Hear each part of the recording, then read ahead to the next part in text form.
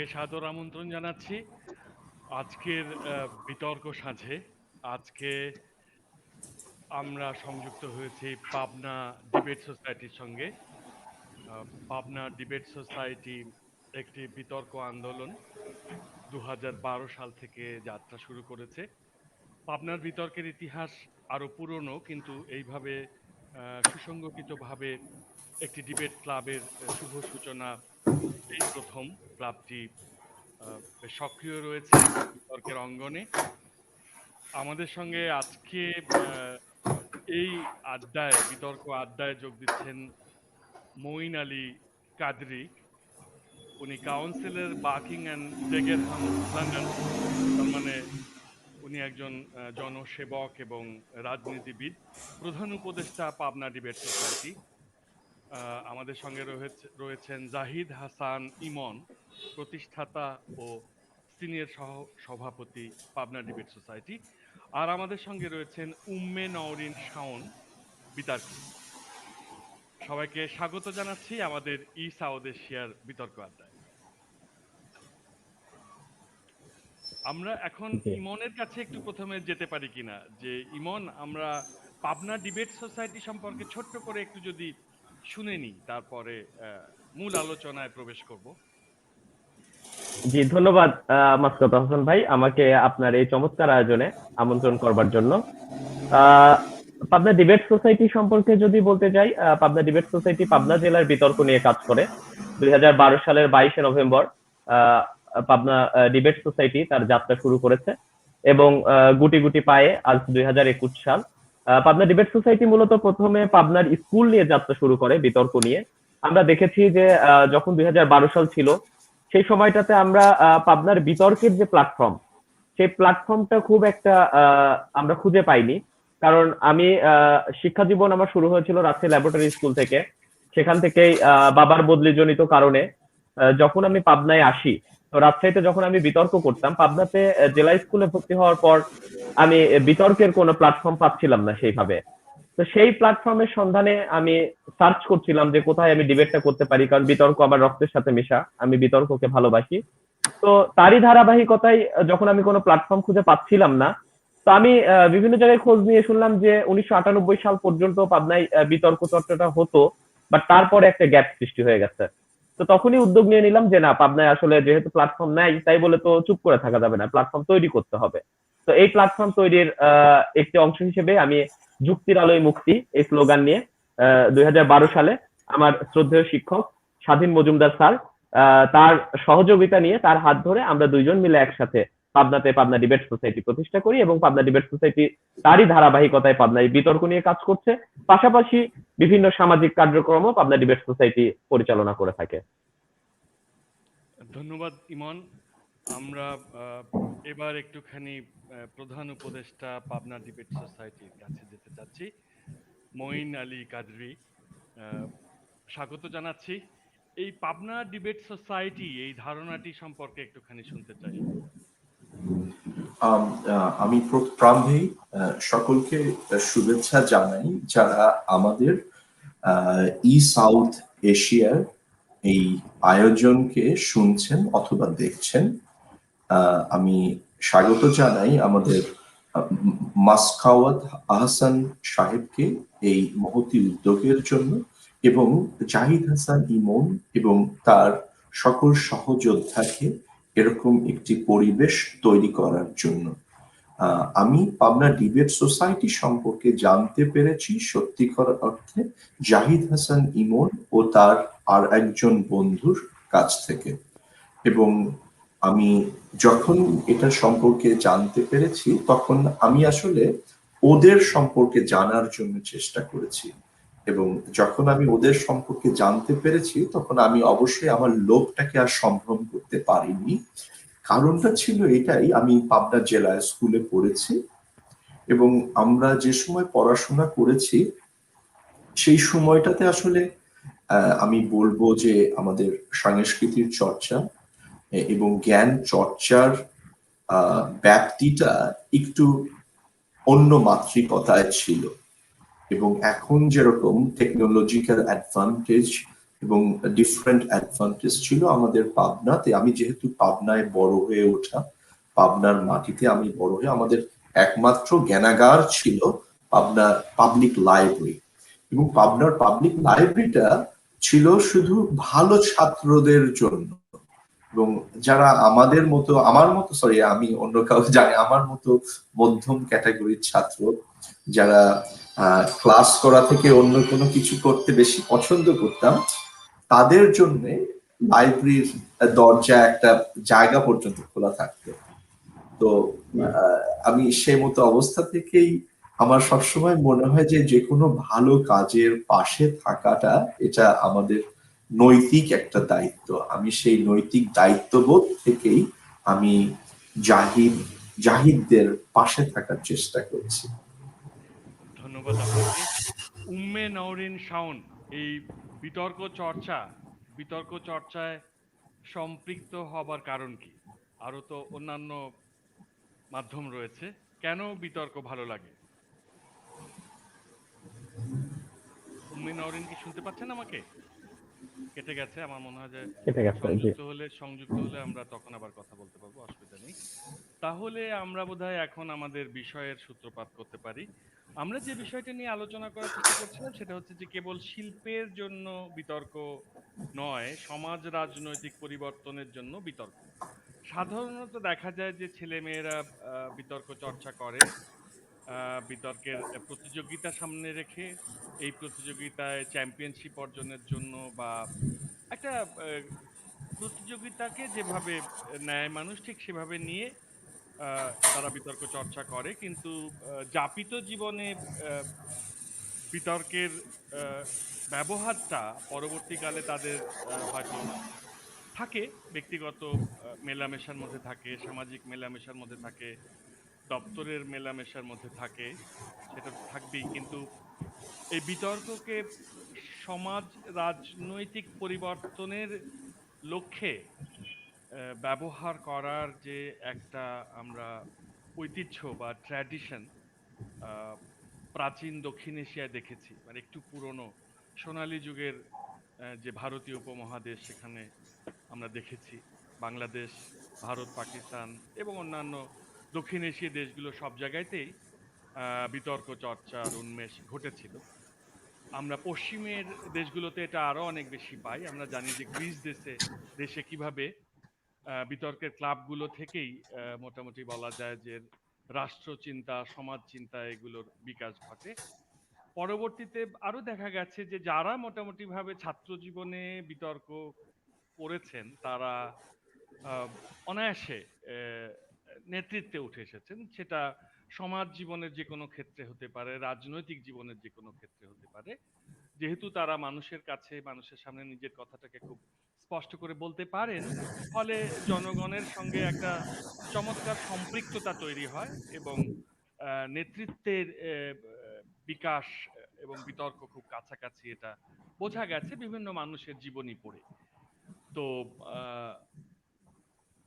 আমরা প্রথমে একটুখানি জাহিদ হাসান ইমনের কথা শুনে নি, তারপরে যাচ্ছি অন্যান্য অতিথিদের কাছে। কেমন ইমন? আসলে বিতর্ক একটি শক্তিশালী শিল্প। এই শিল্প চর্চাটা আমরা বিতর্কের সাথে যে শব্দটি জড়িত, যুক্তি, এই যুক্তি কথাটা বিতর্কের সাথে কিন্তু খুবই ওতপ্রোতভাবে জড়িত। এবং আমাদের সমাজে আমরা বিভিন্ন বিষয়ে যখন একটা কথা বলি, বা সেই কথাগুলোতে যখন আমাদের যৌক্তিক বোধের চর্চাটা শুরু হয় বা থাকে, তাহলে সেই চর্চাটা আমাদের সঠিক হয়ে যায়। তো সমাজ এবং রাজনীতির ক্ষেত্রে, পরিবর্তনের ক্ষেত্রে বিতর্ক একটি শুধু শিল্প হিসাবে নয়, এই পরিবর্তনের জন্য বিতর্ক একটি গুরুত্বপূর্ণ ভূমিকা রাখতে পারে বলে আমি মনে করি। সেটি কিভাবে রাখতে পারে আমরা লক্ষ্য করলে দেখতে পাই, সেই 1971 সালে যখন মুক্তিযুদ্ধ হয়েছিল, আমরা ধরি গান একটি শিল্প, কেউ প্রতিযোগিতায় অংশগ্রহণ করছে, কেউ বিনোদনের জন্য গান দিচ্ছে, কিন্তু মুক্তিযুদ্ধের সময় কিছু গান রয়েছে, সেই গানগুলো কিন্তু আমাদের অনুপ্রাণিত করেছে। সেই 71-এ যখন আমরা যুদ্ধ করেছি, প্রতিবাদমূলক বিভিন্ন গানগুলো। তো ঠিক সেভাবেই সেই সূত্র ধরেই যদি আমি বলি, এই যে বর্তমান সময়ে বিতর্ক একটি শিল্প, এই শিল্পটাকে যদি আমরা আমাদের সমাজ এবং রাজনৈতিক বিভিন্ন যে বিষয়গুলো উঠে আসে, যে বিষয়গুলো হয়তো কখনো কখনো অমীমাংসিত থাকে, এক পক্ষ একটি কথা বলছে, আরেক পক্ষ আরেকটি কথা বলছে, সরকারি দল একটি কথা বলছে, বিরোধী দল তার বিরোধিতা করছে, কিন্তু যখন বিতার্কিক সেই বিষয়গুলোতে কথা বলে বা কথা বলার সুযোগ সৃষ্টি হয় তাদের, তখন কিন্তু তাদের কথার মধ্যে এক ধরনের যুক্তি থাকে এবং এই যুক্তি যখন প্রতিষ্ঠিত করা সম্ভব হয় তখন কিন্তু সেই বিষয়ের সুষ্ঠু একটি মীমাংসা আমরা পেতে পারি। তাহলে কিন্তু আমাদের মধ্যে এই হানাহানি জিনিসটা থাকে না, প্রতিপক্ষের সাথে এত তর্ক থাকে না, বিতর্ক থাকতে পারে। তাতে করে কি হয়, সেই জায়গাটাই কিন্তু আমরা একটি সঠিক সমাধানে, সঠিক যে সিদ্ধান্তে, সেই সিদ্ধান্তে কিন্তু আমরা উপনীত হতে পারি, যেটি কিন্তু করতে পারে বিতর্ক। সেটি কিন্তু অন্য শিল্পের দ্বারা যতটা সহজ, বিতর্কের দ্বারা কিন্তু ততটা সহজ হয়। বিতার্কিক সবসময় যুক্তির উপর বিশ্বাস করে, যার ফলে বর্তমান সমাজে এসে আমরা একটি প্রচলন দেখতে পাই। সেটি প্রচলনটি কেমন? আমরা একটি রাজনৈতিক দলের যখন কর্মী হয়ে যাই তখন আমরা সেই দলের যে এজেন্ডা রয়েছে সেই এজেন্ডা বাস্তবায়নেই কিন্তু বেশি ব্যস্ত হয়ে পড়ি, কিন্তু একটা বিতার্কিক কিন্তু সেটি হবে না। যেমন আমি যেহেতু ছাত্রত্বের জায়গা থেকে বলি, ছাত্র নেতা কারা? ছাত্র নেতা হচ্ছে যারা ছাত্রদের অধিকার বাস্তবায়ন করবে। বিতার্কিক কিন্তু সেই জিনিসটা অনুধাবন করতে পারে, কারণ সে বিতর্ক করে। কিন্তু ছাত্র নেতাদের কাজ কিন্তু তার যে মূল দল রয়েছে সেই মূল দলের কিন্তু এজেন্ডা বাস্তবায়ন নয়। তো বর্তমান সময়ে এসে যখন আমরা এই জায়গাগুলা দেখি তখন কিন্তু আমরা বিতার্কিকরাই এই বিষয়ে কথা বলার সাহস পাই। আমরা কেন সাহস পাই? কারণ এই বিষয়ে যখন আমাকে কেউ থামিয়ে দিতে চাইবে, আমার বাক রোধ করতে চাইবে, তখন আমি আমার যুক্তি দিয়ে কিন্তু তার সেই রোধ করাটাকে প্রতিহত করতে পারবো। সেই অ্যাবিলিটিটা কিন্তু একজন বিতার্কিকের রয়েছে। তাই সমাজ এবং রাজনৈতিক যদি আমরা পরিবর্তন আনতে চাই তাহলে বিতর্ককে একটি শিল্প হিসাবেই শুধু রাখলে হবে না, সমাজ এবং রাজনৈতিক ক্ষেত্রে বিতার্কিকদের যে যুক্তি রয়েছে সেই যুক্তির চর্চা সৃষ্টি করতে হবে এবং এই চর্চার মাধ্যমেই সমাজ এবং রাজনৈতিক পরিবর্তন আনা যাবে। যেহেতু বিষয় নিয়ে আরো কথা হবে, আরো যারা অতিথিরা রয়েছেন তারা কথা বলবেন, আমি আপাতত এটুকুই তুলে ধরার চেষ্টা করলাম। আরো কথাগুলো হয়তো পরবর্তী আলোচনার মধ্যে দিয়ে উঠে আসবে। আহসান ভাই। হ্যাঁ, ধন্যবাদ। আমরা বিতার্কিক শাওনকে প্রশ্ন করে তারপর থেমে যেতে হয়েছিল। তাহলে শাওনের কথা আমরা শুনতে চেষ্টা করি যে কেবল শিল্পের জন্য বিতর্ক নয়, সমাজ রাজনৈতিক পরিবর্তনের জন্য বিতর্ক। একজন বিতার্কিক হিসাবে এই বিষয়টাকে কিভাবে মূল্যায়ন করবেন আপনি, শাওন? আমার মনে হয় যে যেখানে শব্দ বেশি সেখানে মাইক্রোফোন অফ করে রাখলে হয়। যিনি বক্তব্য রাখছেন না, অনুগ্রহ করে। যিনি বক্তব্য রাখছেন তার বাড়ির পাশ দিয়ে গাড়ি গেলে অসুবিধা নেই। হ্যাঁ, বলেন। হ্যাঁ, শোনা যাচ্ছে। আমি একটু নেটওয়ার্ক জনিত সমস্যার কারণে প্রথম দিকে আমাকে বের হয়ে যেতে হয়েছিল, যে কারণে কথা বলতে পারিনি। প্রথমেই ধন্যবাদ জানাচ্ছি আমাকে এরকম একটা অনুষ্ঠানে আমন্ত্রণ জানানোর জন্য। আজকে আমি যাদের সাথে উপস্থিত রয়েছি তাদের সাথে একই প্ল্যাটফর্মে আসতে পেরে আমি আসলে খুবই আনন্দিত। এ পর্যায়ে হচ্ছে এবার এই কথাটির দিকে আসা যাক যে বিতর্ককে একটি শিল্প নয় বরং সামাজিক মুক্তির জন্যই বিতর্ক, এই বিষয়টিকে আসলে একজন বিতার্কিক হিসেবে আমি কিভাবে দেখি। আসলে বিতর্কের কাজটা কি? বিতর্ক হচ্ছে আমরা করে থাকি যাতে আমরা একটি বিষয়কে নিয়ে দুই পক্ষের কথা বলে একটি সমঝোতার জায়গায় আসতে পারি। আমরা বিতর্ক করার মাধ্যমে দুই পক্ষের যে কথাগুলো রয়েছে আমরা উভয়ের কথাগুলোকে সম্মান জানাই এবং আমরা সমঅবস্থানে আসি, যার ফলে আমরা এখান থেকে কি শিখতে পারি, আমাদের যে রকম ওই বিষয়টিতে দৃষ্টিভঙ্গির পরিবর্তন হয় এবং পাশাপাশি অন্যের যে মতামত গুলো থাকে সেগুলোকে আমরা সম্মান করতে শিখি। আর আমাদের সামাজিক মুক্তির জন্য আসলে এই বিষয়টি কিন্তু প্রয়োজন। আমাদের মূলত প্রয়োজন আমাদের দৃষ্টিভঙ্গির পরিবর্তন করার এবং অন্যান্য মানুষের যে সকল মতামত রয়েছে এবং অন্যদের যে সকল সমস্যা রয়েছে সেগুলো যাতে আমরা যথাযথভাবে শুনি এবং সেগুলোকে সঠিকভাবে মূল্যায়ন করি এবং তাদের মতামত গুলোকে সম্মান করি। এটা যদি আমরা করতে পারি তখনই কিন্তু আমাদের সামাজিক মুক্তি হবে। আর এটি কিন্তু আমাদের শিক্ষা দেয় বিতর্কতেও আমরা একইভাবে অন্যের মতামতকে সম্মান করি, আমাদের একটি বিষয় নিয়ে সেই বিষয়ে অন্যের যে দৃষ্টিভঙ্গি রয়েছে সেটাকে জানবার চেষ্টা করি। আর এভাবেই কিন্তু আসলে মুক্তি পাওয়া, সামাজিকভাবে রাজনৈতিকভাবে প্রত্যেকটা সমস্যাগুলো থেকে আসলে মুক্তি পাওয়া সম্ভব, যখন কিনা আমরা অন্যের দৃষ্টিভঙ্গিকে জানবো এবং সেখান থেকে ভালো বিষয়গুলো নেওয়ার চেষ্টা করব, তাদের মতামতকে সম্মান করার চেষ্টা করব। ধন্যবাদ শাওন। আমরা এবারে একটু আসতে চাচ্ছি মঈনে কাদরি আপনার কাছে। আপনার আজকের এই অনুষ্ঠানে আপনার উপস্থিতি খুবই প্রাসঙ্গিক বিতার্কিকদের জন্য। কেননা আপনি যেই কাজটি করেন জনপ্রতিনিধি হিসেবে, সেখানে নিয়ত আপনাকে একটা ডায়ালগের মধ্যে থাকতে হয়। আপনাকে আহ, জনগণের সঙ্গে কথা বলতে হয়, তাদেরকে সেবা দেওয়ার জন্য আপনাকে আপনাদের যে কাউন্সিল রয়েছে সেখানে আহ, জনসম্পৃক্ত জনগুরুত্বপূর্ণ যে বিষয়গুলো নিয়ে আলোচনা হয়, সেখানে বিভিন্ন পক্ষের মধ্যে বিতর্ক হয়, একটা ডায়ালগ হয়, এবং পলিসি মেকিংটা বা আপনারা জনস্বার্থে যে নীতিগুলো তৈরি করেন সেগুলো তৈরি হয় ওই বিতর্কের অ্যান্টিথিসিসের মাঝ থেকে বেরোয় আসা থিসিস, মানে সিদ্ধান্ত গৃহীত হয় সব পক্ষের কথা শুনে।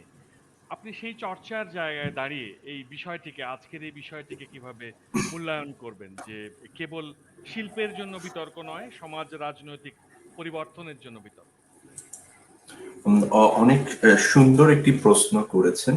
তো প্রাসঙ্গিক অর্থেই আমরা যদি আহ, আমাদের চর্চার কথা বলতে চাই, তাহলে আমাদেরকে বুঝতে হবে যে আমরা কিসের চর্চা করছি। আমাদের আজকের যে মানে প্রতিপাদ্য বিষয়, সেটা হচ্ছে আমরা বলার চেষ্টা করছি যে বিতর্ক একটা শিল্প। যদি আমরা এই বিতর্ককে শিল্প বলে মনে করতে চাই, তাহলে আমাদের বুঝতে হবে যে আমাদের মানুষের মানে একান্ত চরিত্রটা কেমন। মানুষের যদি চরিত্রটা আমরা দেখি, তাহলে দেখতে পারবো যে মানুষ এমন একটি প্রজাতি যে অনুকরণ করতে পছন্দ করে। অনুকরণটা আমি এই অর্থে বোঝাচ্ছি যে মানুষ অন্যকে দেখে শিখতে পছন্দ করে, এবং অন্যকে দেখে শেখাই কিন্তু একটা শিল্প অথবা একটা শিল্পীর জন্ম দেয়।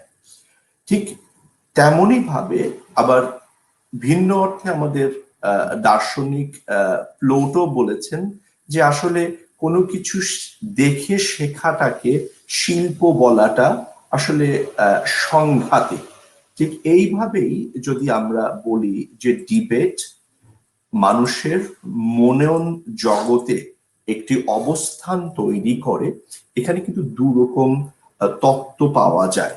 এবং যে জিনিসটা মানুষকে মানে যেটা বিতর্ক মানুষকে মানে যেটা করতে সাহায্য করে, মূল জিনিসটা হচ্ছে কি, যে তার যে যৌক্তিক দাবিগুলো উপস্থাপনের জন্য যত উপকরণ আছে সেগুলোকে সমন্বয় করে তার প্রতিপক্ষের সামনে উপস্থাপনের একটা ওয়ে তৈরি করে দেয়। এবং আমার কাছে মনে হয় যে বিতর্ক হচ্ছে একটা art of communication. What debate teaches us is this, that how you communicate effectively so that you can come to an conclusion. So তো আমরা যে কাজটা করি, আহসান সাহেব যে প্রশ্নটা করলেন, যে আমরা ডিফারেন্ট পলিসি মেকিং এর সময় আমরা যে কোয়ালিটেটিভ এন্ড কোয়ান্টিটিভ রিসার্চ করি, এবং রিসার্চের ফলে আমরা একটা নেগোসিয়েশন করার চেষ্টা করি। তো আমাদের একজন বিতার্কিক, হি অর শি, তারা একজন ভালো নেগোশিয়েটার হয়ে ওঠে এই জন্য যে আপনি যেরকম আপনার সেই ছোটবেলার মনে হয় কোনো একটা কথায় বলেছিলেন যে আপনার বাবা আপনাদেরকে একটি ফেন্সিং করেছিল এবং টার্গেট সেট আপ করেছিল যে তুমি হলো ইংলিশ অ্যান্ড বাংলা দুটো প্যারাগ্রাফ লিখবে, দেন তোমার প্রাইজ হিসেবে তুমি পাবে আফটারনুন ফুটবল ম্যাচ। এই যে আমাদের উনি যে আপনাকে নেগোসিয়েশন করা শেখালেন, যেরকম জাহিদ তার গল্পে বলল যে জাহিদ এসে যখন দেখলো যে এই যে একটা বড় প্লেস পাবনা, সেখানে আসলে এই যেটাকে বলা হয় যে রিসার্চ বেস কাজের ক্ষেত্রটা কম, সে কিন্তু ওখানে নেগোসিয়েশনটা ক্রিয়েট করলো, এবং এটাই কিন্তু হচ্ছে যেটাকে বলা হয় যে বিতার্কিক যারা, তারা ফিল দ্য গ্যাপস। সকলেরই মনে আছে, যেহেতু আমাদের এখানে চারজনই আমরা কম বেশি পাবনাইয়া, তো আমাদের সকলেরই মনে আছে যে আমাদের স্যাররা ফিল দ্য গ্যাপস করাতেন। এই যে fill the gaps, fill in the gaps যেটা, এটা কিন্তু আসলে আমাদের বিতর্কের একটা বিষয়, যে যেখানে তোমার শূন্যস্থান আছে, তার্কিক বিতর্কিকরা ওই শূন্যস্থান পূরণের চ্যাম্পিয়ন। মানে বিতর্ক মানে যে আমি ওই গোল্ড মেডেলটা ছিনিয়ে নিয়ে আসবো, অথবা আমি একটা বড় একটা কাগজে লেখা থাকবে যে প্রথম স্থান অধিকারকারী অথবা কারিনী, এটা আসলে জিনিসটা না। জিনিসটা হচ্ছে যে আমি মাইকের সামনে দাঁড়াচ্ছি, আমি আমার কনফিডেন্টটা গ্রো করছি, এবং সেই কনফিডেন্টটা দেখে আমার পাশের মানুষজন শিখছে। তো অবশ্যই এটা একটা শিক্ষণীয় কার্যকলাপ, এবং এই কার্যকলাপটা আমার মনে হয় যে আরো সামনে এগিয়ে নিয়ে যাওয়া উচিত, এবং এটা মানুষকে মানুষ রূপে তৈরি করতে সাহায্য করে। তবে সব মানুষই মানুষ হয় না, তার সকলেরই দুটো হাত, দুটো পা, দুটো চোখ আছে, কিন্তু সকলে তো মানুষ হতে পারে না। তবে একটা জিনিস কি, মানুষ যখন আমাদের দায়বদ্ধতা এবং নৈতিকতা শেখে, দায়বদ্ধতা এবং নৈতিকতা শিখলে তার মধ্যে দায়িত্ববোধটা আসে। এই বিতর্ক মানুষকে দায়িত্ববোধটা শেখাতে সাহায্য করে। অনেক ধন্যবাদ আপনাকে, খুব সুন্দরভাবে আপনি আমাদের সামনে ব্যাপারটা নিয়ে এলেন। এখন আমরা আবার একটুখানি ইমনের কাছে যাই, যে ইমন, সোশ্যাল মিডিয়া কিন্তু একটা জায়গা যেখানে এই বিতর্ক এসেছে। এই বিতর্কের ফর্ম কিছুটা বদলে সামাজিক যোগাযোগ মাধ্যমে বিতর্ক এসেছে, কিন্তু আমরা যারা একটু বিতর্ক চর্চার মধ্যে আছি বা করতে পছন্দ করি, তারা অনেক সময় দেখি যে এখানে কোনো একটা একটা সমাধানের লক্ষ্যে পৌঁছানো হচ্ছে, একটা বিক্ষিপ্ত আলোচনাটাকে বিভিন্ন দিকে নিয়ে যাওয়া, অযথা একটা একটা সম্পর্কগুলোর মধ্যে তিক্ততা তৈরি করা, মানে যেটার কোনো প্রয়োজনই নেই। আমাদের সবারই লক্ষ্য হচ্ছে যে একটু সুন্দর করে জীবনটাকে কাটানো, সমাজ জীবনটাকে একটু শান্তিপূর্ণ রাখা, একটাই জীবন মানুষের, সুন্দর করে কাটানো এবং কোনো রকম বিরোধে না ঢুকে পড়া। কিন্তু সোশ্যাল মিডিয়ায় এটা অবিরত হচ্ছে। তো বিতর্ক, আহ, বিতার্কিকদেরকে কিন্তু সোশ্যাল মিডিয়ায় আমি খেয়াল করি যে বা অনুসরণ করি, তাদের আলোচনা মোটামুটি যৌক্তিক হয়, এবং তারা এই এই এই যে একটা বিশৃঙ্খল তাপিত ঝগড়া, এই ঝগড়াটা তারা আর করে না। মানে ঝগড়া এবং বিতর্কের মধ্যে যে পার্থক্য, এটা শিখে যায় বিতার্কিক। এই এই জায়গাটাকে যদি একটুখানি বিশ্লেষণ করা যায় ইমন, যে সমঝোতার ক্ষেত্রে বা শান্তি স্থাপনের ক্ষেত্রে বিতর্কের ভূমিকাটা কেমন? ধন্যবাদ। আসলে বর্তমানে একটি বড় প্ল্যাটফর্ম হচ্ছে আমাদের সামাজিক যোগাযোগ মাধ্যম, এবং আমরা সবাই কম বেশি বর্তমানে এই মাধ্যমটির সাথে সম্পৃক্ত। এবং আমরা বর্তমানে লক্ষ্য করলে দেখতে পারি যে আগে যেগুলো আমরা নিউজ পত্রিকা বা টেলিভিশন চ্যানেলগুলোতে যে নিউজগুলো আমরা পেতাম বা যে তথ্যগুলো পেতাম, এখন আমরা দেখা যায় যে সামাজিক যোগাযোগ মাধ্যমগুলোতেই মানে অতি দ্রুত ছড়িয়ে পড়ে। এবং একটা ইস্যু যখন ক্রিয়েট হয়, সেই ক্রিয়েটের পক্ষে বিপক্ষে মানুষ কথা বলে, বিভিন্ন আলোচনা হয়, সমালোচনা হয়। তো আসলে এই যে জায়গাটা, এই জায়গাটা আপনার প্রশ্নটি খুবই গুরুত্বপূর্ণ, এবং বর্তমানে এটি আসলে খুবই বড় একটি সমস্যা। আমরা লক্ষ্য করলেই দেখতে পাই যে একটা ইস্যু ক্রিয়েট হলেই আমরা সচরাচর সেই ইস্যুটাকে মানে পজিটিভলি আর্গুমেন্ট দিয়ে সেটাকে বিশ্লেষণ না করে কাদা ছোড়াছড়িতে বেশি ব্যস্ত হয়ে পড়ি, যেটি আসলে আমাদের জন্য খুবই দুঃখজনক। তো আসলে আমরা যদি এই জায়গাটাতে পরিবর্তন আনতে চাই, যেহেতু এই জায়গাটা একটি বড় সমস্যা হয়ে দাঁড়িয়েছে, এবং এই জায়গাটায় পরিবর্তন কিন্তু একদিনে আনা সম্ভব না বা খুব সহজেই আনা সম্ভব না। আপনি যেটা বললেন যে বিতার্কিক যারা রয়েছে, আমরা যারা বিতার্কিক রয়েছি, আমরাও কিন্তু সেই জায়গাগুলোতে প্রতিবাদ করি, কিন্তু আমাদের সেখানে ভিন্ন মত থাকলেও, দ্বিমত থাকলেও বা বিতার্কিকদের মধ্যেও দ্বিমত থাকলেও সেই জায়গাটা প্রেজেন্টেশন যেটি হয়, তার মধ্যে একটি আর্গুমেন্ট থাকে। আমরা আর্গুমেন্ট দ্বারা করানোর চেষ্টা করি, দেখানোর চেষ্টা করি যে অপরজন যে আর্গুমেন্টে কথা বলছেন, তার চেয়ে আমার আর্গুমেন্টটা অনেক বেশি শক্তিশালী বা অনেক বেশি অ্যাকসেপ্টেড, গ্রহণযোগ্য। তো আমরা এইভাবে সেই চর্চাটা তৈরি করার চেষ্টা করি। কিন্তু যারা আমাদের দেশে তো এখনো সেইভাবে আমরা মানুষদের মাঝে যৌক্তিক বোধটা সৃষ্টি করতে পারিনি।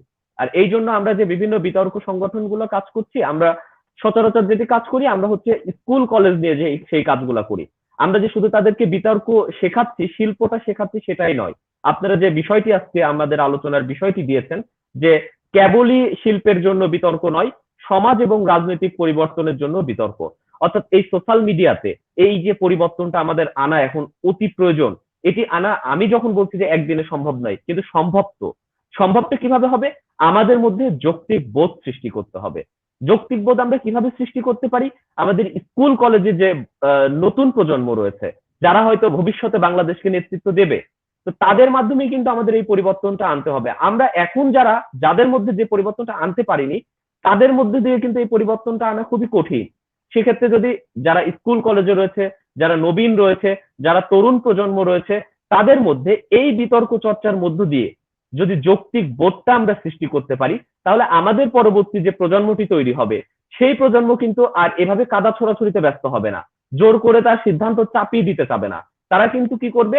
আর্গুমেন্ট দিয়ে, যুক্তি দিয়ে, ফেসবুকে বা বিভিন্ন সোশ্যাল মাধ্যমে কিন্তু তারা তাদের মতামতটা তুলে ধরার চেষ্টা করবে। ফলে কিন্তু এই যে সামাজিক যোগাযোগ মাধ্যমে যে এই যে কাদা ছোড়াছুড়ির যে অবক্ষয়, এই অবক্ষয়টা কিন্তু আস্তে আস্তে কমে আসবে। কারণ প্রজন্ম থেকে প্রজন্ম কিন্তু পরিবর্তন হয়। একটা সময় যারা আমরা বর্তমান সময়ে যারা এই কাজগুলো করছি, সেই প্রজন্ম কিন্তু একটা সময় শেষ হয়ে যাবে। তরুণ প্রজন্ম কিন্তু একটা সময়ে এই পৃথিবীকে, এই বাংলাদেশকে, এই সোশ্যাল মিডিয়াকে নেতৃত্ব দিবে। তো তাদের মাধ্যমে যখন তাদের মধ্যে যখন এই পরিবর্তনটা আমরা আনতে পারবো, তাদের মধ্যে যখন আমরা যৌক্তিক বোধটা সৃষ্টি করতে পারবো, তাদের মধ্যে যখন আর্গুমেন্ট দিয়ে নিজের মতামতটাকে প্রতিষ্ঠিত করবার যে চেষ্টা, যে স্পৃহা, সেটি যখন আমরা সৃষ্টি করতে পারবো, তখনই কিন্তু এই পরিবর্তনটা আনা সম্ভব হবে। এবং আমি আত্মবিশ্বাসী, বর্তমান সময়ে যেভাবে আমরা বিতার্কিক তৈরি হচ্ছে, ইয়াং প্রজন্ম যেভাবে বিতর্কের প্রতি আকৃষ্ট হচ্ছে এবং তারা যৌক্তিক বোধ তাদের মধ্যে ধারণ করছে, লালন করছে, আমি বিশ্বাস করি যে এই পরিবর্তনটা আসবে। এবং যখন সংখ্যা গরিষ্ঠ এই পরিবর্তনটি এসে যাবে, তখন সংখ্যা লঘিষ্ঠ যে সমস্যাটি রয়েছে, সেই সমস্যাটা কিন্তু আমাদের চোখে পড়বে না। আস্তে আস্তে তাদের দ্বারা সেই পরিবর্তনটি সেই জায়গায়ও পৌঁছে যাবে যে জায়গাটি সংখ্যা লঘিষ্ঠ রয়েছে। ধন্যবাদ মাস্টার হাসান ভাই। ধন্যবাদ ইমন। এখন আমরা একটু শাওনের কাছে আসি আবার। আহ, শাওন, বিতর্ক করার ফলে সিদ্ধান্ত গ্রহণের ক্ষেত্রে, ব্যক্তিগত জীবনের সিদ্ধান্ত গ্রহণের ক্ষেত্রে, শিক্ষা প্রতিষ্ঠানে, ক্লাসরুম পারফরমেন্সে, সমাজে চলাফেরার ক্ষেত্রে, এমনকি বাসায় আব্বা আম্মার সঙ্গে যে কোনো আলোচনায় নিজের যুক্তিটা তুলে ধরতে কতটুকু সুবিধা হয়েছে? বিতার্কিক হিসেবে এই যে একটা যোগাযোগের ক্ষমতা তৈরি হয়েছে, সেটা কতটা কাজে দেয় একটা মানুষের ব্যক্তিগত অভিজ্ঞতার আলোকে? বিতর্কের কাজটাই তো মূলত সিদ্ধান্ত গ্রহণে আসা। আমরা যখন বিতর্ক করি তখন আসলে সেটার আমি যেটা ভাবছি সেটার কতটা ভালো দিক রয়েছে, সেটা আবার কিভাবে ভুল, সে সকল বিষয় কিন্তু আমরা বিতর্কের মাধ্যমে বুঝতে পারি। তো একজন বিতর্কিক হিসেবে এই যে ধারণাটা কিন্তু আমরা পাই যে আমি যেটা ভাবছি সেটারও খারাপ দিক থাকতে পারে, সেটাও ভুল হতে পারে। যৌক্তিক কোনোভাবে সেটার ভুল প্রমাণ করলে সেটাকে মেনে নেওয়ার যে ক্ষমতা সেটাও আমাদের থাকে। এটার দিক থেকে আমাদের যে এই যে সিদ্ধান্ত নেওয়ার কথাটি বললেন, যে শিক্ষা প্রতিষ্ঠানে হোক বা পরিবারে হোক, সেই সকল ক্ষেত্রে কিন্তু এই যে সিদ্ধান্ত নেওয়ার ক্ষমতাটা, এটা আমাদের খুবই ভালোভাবে বিতর্ক সাহায্য করে। কিভাবে? কারণ বিতার্কিকরা অবশ্যই যৌক্তিক মানুষ হয়, তারা যুক্তির মাধ্যমে নিজের ভালোটা কিভাবে সেই কাজটি আহ, ভালো সে করতে পারবে এবং কিভাবে জীবনে এগিয়ে যেতে পারবে, এবং সে সিদ্ধান্তটি নিচ্ছে সেই সিদ্ধান্ত কতটি সঠিক, কতটা যৌক্তিক, সে কিন্তু বুঝতে পারে। এই দিক থেকে যেমন সুবিধা পাচ্ছি আমরা, এবং একই সাথে আমার সিদ্ধান্ত যখন ভুল হবে, তখন যখন আমার শিক্ষক বা আমার পিতামাতা আমাকে বোঝানোর চেষ্টা করবে যে না, তোমার সিদ্ধান্তটি ভুল, তুমি ভুল সিদ্ধান্ত নিয়েছো, ঠিক সেই সময়টিতে আমি একজন বিতার্কিক হিসেবে, যেহেতু আমি অন্যের যে মতামত রয়েছে, দৃষ্টিভঙ্গি রয়েছে, সেটিকে সম্মান করি, সেই জায়গা থেকে আমি কিন্তু তাদেরকে তখন অপছন্দ করব না, বা তাদের প্রতি আমার খারাপ দৃষ্টিভঙ্গি তৈরি হবে না। বরং আমি বুঝতে পারবো হ্যাঁ, তারা সঠিক বলেছেন। যদি সেই মতামতটি যৌক্তিক হয়, তখন কিন্তু আমি সেই সিদ্ধান্তটি গ্রহণ করব। অথবা আমারটি যদি যৌক্তিক হয়, তখন কিন্তু আমি যুক্তির মাধ্যমে তাদেরকে বোঝাতে পারবো। এভাবে একজন বিতার্কিক আসলে সর্বক্ষেত্রে সঠিক সিদ্ধান্তটি নিতে পারে, বা ভুল সিদ্ধান্ত গ্রহণ করলেও যখন সেটি অন্যকে ধরিয়ে দেয়, তখন সে একদম সুষ্ঠুভাবে ভালোভাবে বুঝতে পারে এবং তার মতামতকে সম্মান করে। এভাবেই আসলে একজন বিতার্কিক হলে সকল ক্ষেত্রে ভালো মতামতটি গ্রহণ করা সম্ভব, ভালো সিদ্ধান্তটি গ্রহণ করা সম্ভব। এবং আমার ক্ষেত্রেও তাই হয়েছে। আমি আমার পরিবারের ক্ষেত্রে পারিবারিক যে সকল সমস্যা রয়েছে বা আমার শিক্ষা প্রতিষ্ঠানের যে সকল সিদ্ধান্ত রয়েছে, প্রতি ক্ষেত্রে বিতার্কিক হওয়ার কারণে এই যে সিদ্ধান্ত নেওয়ার যে ক্ষমতাটা, এটা আসলে বিল্ড আপ হয়েছে। আমার যারা অন্যান্য আমার হচ্ছে শিক্ষার্থী বন্ধুরা রয়েছে যারা আমার সাথে পড়াশোনা করে, তাদের থেকে আমি দেখেছি যে আমার সিদ্ধান্ত নেওয়ার ক্ষমতাটা হচ্ছে একটু হলেও এগিয়ে আমি থাকি। কারণ আমি দেখতে পাই যে বিভিন্ন সমস্যায় আমরা যারা বিতার্কিক রয়েছি তারা কিন্তু আমাদের কাছে আসে, জানতে চায় যে আসলে আমাদের কোন সিদ্ধান্তটি গ্রহণ করা প্রয়োজন। কারণ কেননা তারাও বুঝতে পারে যে আসলে একজন বিতার্কিক হিসেবে যৌক্তিক মতামত দিয়ে একজন মানুষ সঠিক সিদ্ধান্ত গ্রহণ করতে পারে। এজন্য আমি যেরকম নিজের সিদ্ধান্ত গ্রহণ করতে পারি এবং পাশাপাশি অন্যদের কোনো সমস্যা হলে, কেউ কোনো সমস্যায় পড়লে তাদের জন্য একটি সঠিক সিদ্ধান্ত আমি বেছে দিতে পারি। এটি আসলে খুবই উপকারী এবং এই কারণেই আসলে বিতর্ক চর্চা আসলে সবার জন্য করা প্রয়োজন। ধন্যবাদ শাওন। আমরা আবার যেতে চাই ব্রিটেনের জনপ্রতিনিধি মঈন। আপনি তো জানেন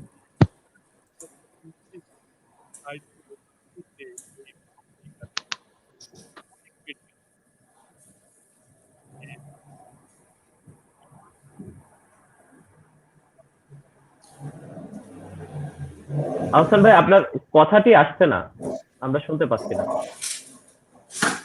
এখন শোনা যাচ্ছে না?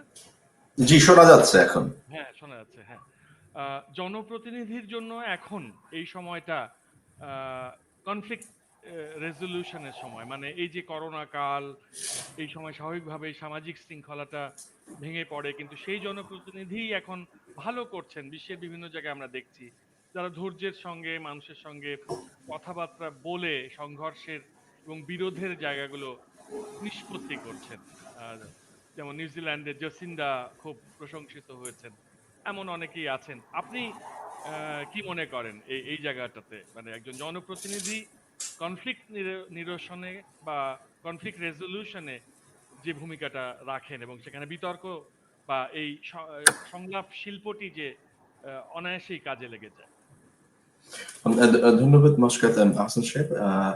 অবশ্যই আমাদের যদি বিশ্ব পরিমণ্ডলে দেখতে চাই, বিশ্ব পরিমণ্ডল শুধু এখন নয়, যখন থেকে আমাদের সভ্যতা শুরু হয়েছে তখন থেকেই ওয়ার অ্যান্ড কনফ্লিক্ট জিনিসটা চলছে, এবং ওয়ার অ্যান্ড কনফ্লিক্ট এবং চলবে যতদিন আমাদের ডেমোক্রেসি নামে যে জিনিসটা থাকবে, ততদিন এটা চলবে, কনফ্লিক্ট থাকবে। এটার মাধ্যমেই ডেমোক্রেসির ডেভেলপমেন্টটা হয়ে থাকে, এটা আমরা হয়তোবা স্বীকার করে থাকি।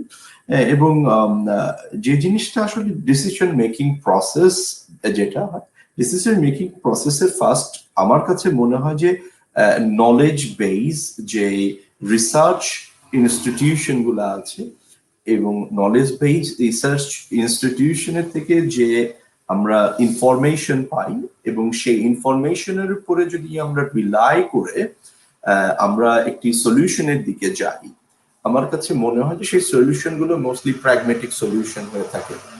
এবং যদি আমাকে জিজ্ঞেস করা হয়, মানে আমি যেহেতু স্বল্প শিক্ষিত, একের সাথে এক যোগ করলে কত হবে, আমি অনায়াসে বলে দিব যে 2 হবে। এটার আসলে মানে যদি বলা হয় যে এটার আসলে behind my head what does it work, এটা হচ্ছে আমার প্রলং প্র্যাকটিস এবং আমার এনভায়রনমেন্ট, সোসাইটি, এবং এটা আমি চিন্তাও করি না এটা প্রুভেন ফ্যাক্ট কিনা, এবং এটা আমি বিশ্বাস করে নিয়েছি যে এটা একের সাথে এক যোগ করলে 2 হবে। তো ঠিক সেরকমই যে কোনো প্রবলেমেরই একটা গিভেন সলিউশন আছে।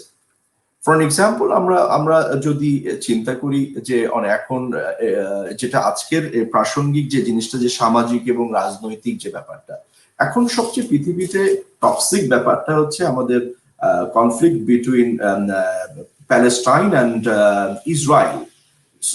তো এই এবং যে জিনিসটা, এবং এখানে দেখবেন যে অনেকেই কিন্তু এখানে ইনভলভ আছে, যারা এখানে অনেকে গুলি বিক্রি করছে। আমরা সকলেই জানি কারা গুলি বিক্রি করে, কারা বন্দুক বিক্রি করে, কারা পানি বিক্রি করে, আবার কারা এখানে চ্যারিটি বিক্রি করে। সো এবং এটা কোন প্রসেসে বিক্রি হয় এটাও কিন্তু আমরা জানি। তো এবং হোয়াট এভার উই সে, মানে আমাদের এখন গিভেন ওয়ার্ল্ডে everything is for sale. So এই যে সেল যে জিনিসটা, যে আমার মাথার চুলের থেকে পায়ের নখ পর্যন্ত আমার অস্তিত্ব বিক্রি করা যাবে, আমার আভ্রু বিক্রি করা যাবে, আমার সম্মান বাজারে নিলাম করা হয়, আমার আন্ডারওয়্যার, সরি আমার মানে যদি আমি যদি সেরকম মানুষ হই, আমার আন্ডারওয়্যারও বিক্রি করা হয়। তো যদি এভরিথিং ইজ ফর সেল, আমরা দেখি যে বিডিং, যে we bid the for the highest bidder, আমাদের এটা তো ঠিক এরকমই। আমাদের সবকিছুই হচ্ছে আমরা যদি আগের থেকে ইনফরমেশনটা অ্যাকিউয়ার করি এবং এই ইনফরমেশনটা যদি আমরা বাই ইনটু আওয়ার হেড করি, যে হ্যাঁ আমি এটাকে বিশ্বাস করলাম। ফর এন এক্সাম্পল, আমি এথিস্ট না, তো আমাকে ওইভাবে নেবেন না, আমি জাস্ট এক্সাম্পল হিসেবে দিচ্ছি। আমি যদি বিশ্বাস করে ফেলি যে রাম আবার আসবে, এবং আমি যদি এটাকে কল্পনা করতে থাকি, তাহলে হয়তো আমি রামকে আমার চোখের সামনে দেখতে পাবো। ব্যাপারটা হচ্ছে এরকম। আমি যদি বিশ্বাস করে থাকি যে বাংলাদেশ একটা পরাধীন দেশ, অথবা ফর এক্সাম্পল আমি ভুল বলে ফেললাম, উগান্ডা একটা পরাধীন দেশ, এবং আমি যদি এটার পিছে কাজ করতে থাকি এবং এইটার জন্য যদি আমি রিসার্চ গ্যাদার করতে থাকি, এক সময় দেখা যাচ্ছে যে আমার মতো একটা তুচ্ছ মানুষের কর্মের ফলে উগান্ডা পরাধীন হয়ে যাবে। সো যে কোনো ডিসিশনের রিকুইজিট বিলিভ এবং আমাদের যে মাইন্ড সেট আপ, যে ভিশন আমাদের আছে, যে আজকে আমার পাবনার ভাই যে মাসকাত সাহেব পাবনার পরিমণ্ডল ছেড়ে গুটি গুটি পাপা করে বিশ্ব দরবারে সে বড় নেগোসিয়েটার। তার ব্যাকগ্রাউন্ডটা যদি আমি দেখি, তাহলে তার ব্যাকগ্রাউন্ডটা কি? তার ব্যাকগ্রাউন্ড, সে গুটি গুটি পায়ে শিকল পরা ছিল তার পা, সেই শিকলটা ভেঙে সে ডিপ ফুটবল খেলতে যেত। ওই যে সে মানে এই যে বাবার সাথে নেগোসিয়েশন করেছে। সে পাবনার একটা ভাঙা বাড়ি, সে বাড়িটার মধ্যে পাবনা শিশু একাডেমি ছিল, আমাদেরও যাওয়ার সুযোগ হয়েছিল। উপরতলাতে 2টো রুম, নিচের তলাতে 2টো রুম, এর মধ্যে গাদা গাদা করা ছেলে মেয়ে, ও এদিকে গান হচ্ছে, ওদিকে চিত্রাঙ্কন হচ্ছে, তার মাঝখানে যারা ডিবেট করতো। মাসাদ ভাই আসলে ভালোবাসায় তো রং অনেক থাকে, উনি একটু মানে মনে মাতৃকতা একটু ইয়ে করেছে। আমরা দেখেছি যারা ডিবেটের জন্য ছোট্ট একটা কুটি মানে ছোট একটা জায়গা ছিল, সবার শেষে হচ্ছে ডিবেটার একটা কাগজ পেত, ওটার উপরে কিছু বলে আসতো।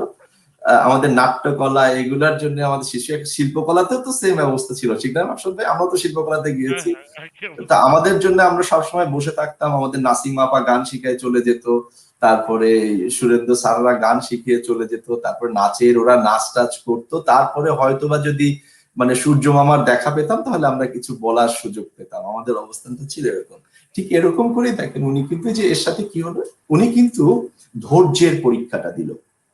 যে কোনো জিনিস আমি বলবো, আসলে পলিটিক্সটা আমি কোনো সময় বলি না, আমি বলি যে আমি একজন সামাজিক কর্মী, আমি সমাজ ব্যবস্থার উন্নয়ন বিশ্বাস করি, এবং আমি যাদের সাথে থাকি আমি যেটাতে বিশ্বাস করি যে আমার জন্য যেটা ভালো, হয়তোবা সেটা তার জন্য ভালো। এখানে আমি হয়তোবা এই জন্য ইউজ করলাম যে আমি মুসলমান বলে আমার ছেলে মুসলমান হবে, আমার মেয়ে খ্রিস্টান বলে আমার বউ বৌদ্ধ হবে, এটার কোনো মানে নাই। সবাই কিন্তু এখন পৃথিবীটা একটা ওপেন প্ল্যাটফর্ম, যে যার যেরকম আমাদের যদি আমাদের কার্ল মার্কসের ওই সময়টাতে চলে যাই, কার্ল মার্কসদের সমাজ ব্যবস্থা, তাদের লেখা যদি পড়ি, এখনকার সমাজ ব্যবস্থা থেকে মনে হয় যে আসলে ওইগুলোর কি আসলে লেখার কি কোনো প্রয়োজন ছিল। আমার কাছে, আমি অত তাত্ত্বিক না, অত পড়িও নাই, আমার কাছে মনে হয় যে আসলে ওইটা ওই সময়ের জন্য ছিল। এখনকার ইকোনমিক্যাল থিওরি, কার্ল মার্কস যদি জানতো ক্রিপ্টোকারেন্সি নামে একটা কারেন্সি আসবে, যেখানে টরে টক্কার যুগ থাকবে না, ডিজিট সবকিছু করবে। কার্ল মার্কস যদি জানতো যে ব্যাংকিং সিস্টেম আজ থেকে 50 বছর পরে কোনো ব্যাংক নামে কিছু থাকবে না। তো জিনিসটা হচ্ছে ঠিক এরকমই, একটা সময়ের খুবই অকাঠ্য যুক্তি, একটা সময়ের অকাঠ্য সত্য, অন্য সময় এটা কাল গল্প হয়ে দাঁড়ায়। তো জিনিসটা হচ্ছে কি, যে যেটাই আমরা করি, যে ডিসিশন মেকিং নিই, সমাজের যে পরিবর্তনটা করতে চাই, সেটা আসলে হওয়া উচিত knowledge base, research base, so that মানে তাহলে আমাদের ডিসিশন মেকিং প্রসেসটা স্মুথ হয়। সো আমাদের যে আমরা যারা যেটাকে বলা হয় যে যুক্তিতে বিশ্বাস করি, এদের কিছু কিছু সুবিধা আছে, আমি নেগেটিভ গুণই বলি। আমাদের বাংলায় যেরকম এদেরকে বলা হয় আতেল। আমি জাস্ট স্বাভাবিক করার চেষ্টা করি। আসলে এদেরকে বলা হয় যে আতেল সমাজ। এরা এই বই খায়, বই দিয়ে বই টিস্যু হিসেবে ইউজ করে। এদের আসলে সমাজে পাগল শ্রেণীর, আমরা যেহেতু পাবনার মানুষ, পাগল শ্রেণীর মনে করা হয় এবং মনে করা হয় যে আসলে এরা ম্যাক্সিমাম কি করতে পারে, বড় হলে একটা সচিব হবে, সচিব হয়ে অনেক করাপশন করবে, করাপশন করে টাকা পয়সা ইনকাম করবে। আসলে জিনিসটা কিন্তু একটু একটু ডিফারেন্ট। আমরা যারা এই সাধুতা এবং শুভ্রতার চর্চা করি, তাদের মধ্যে হয় কি, তাদের মধ্যে ন্যায় নীতি বোধটা থাকে। আমরা কালো, ধূসর অথবা আলোর মধ্যে ব্যবধান করতে পারি। আমাদের মধ্যে সেই ভীতি থাকে না যেটা আমাদেরকে সত্যকে সত্য বলতে, অথবা আমাদের যেটাকে বলা হয় যে নিপীড়ন দমনকে সহ্য করতে। কারণ আমরা তো আসলে এরকম একটা অবস্থাতে হয় যে আমরা আসলে সবসময় দাঁড়াতে পারি না। দাঁড়াতে না পারার পিছনে অনেক কারণ আছে, তবে আমরা নিপীড়ন নির্যাতনকে সহ্য করার প্রচুর ক্ষমতা অর্জন করি। যে জিনিসটা হয়তো বা আমাদের ভালো নাও লাগতে পারে, তারপরেও আমরা সহ্য, যেটাকে বলা হয় যে টলারেন্স, আমাদের টলারেন্সটা অনেক বেশি থাকে। তার ফলে হয় কি, তার ফলে যে আমাদের মাসকাত ভাই যেটা বললো যে আমাদের সমাজের যে মানুষের প্রবলেম গুলো আমরা খুব ভালোভাবে শুনতে পারি এবং তাদের প্রবলেম গুলো আমাদের নিজেদের প্রবলেম মনে করে সেটা একটা সলিউশন দিতে পারি। আমরা সলিউশনটা দেই কিভাবে, যেটা মানে আমাদের প্র্যাকটিক্যাল সলিউশন দিতে পারি। যেমন ধরেন আপনার কাছে অথবা আমার কাছে একজন আসলো যার বাৎসরিক ইনকাম 10,000 টাকা। এখন সে আমাদের কাছে এসে বলল যে ভাই আমি বাংলাদেশ ব্যাংকের অথবা আমাদের জনতা ব্যাংক থেকে 1 কোটি টাকা লোন নেব। তো আমাদের প্রশ্ন হবে, আপনি 1 কোটি টাকা লোন নিবেন বাবা, তো কেমন করে নিবেন? তখন বলবো যে আমার পৈতৃক সম্পত্তি আছে, আমি পৈতৃক সম্পত্তিটা বন্ধক রেখে নেব। তখন আমরা কোশ্চেন করবো যে আপনার তাহলে বাৎসরিক ইনকাম কত? সে যদি বলে 10,000 টাকা, তখন কিন্তু আমাদের যে ইনফরমেশন আমরা গ্যাদার করি সেটা হলো কি, তার ইনকাম এবং এক্সপেন্সেস যেহেতু একসাথে মিলবে না, তখন আমরা বলবো যে আপনার এখন লোন নেওয়ার সময় হয় নাই। একজন যে সাধুতা এবং শুদ্ধতার চর্চা করে,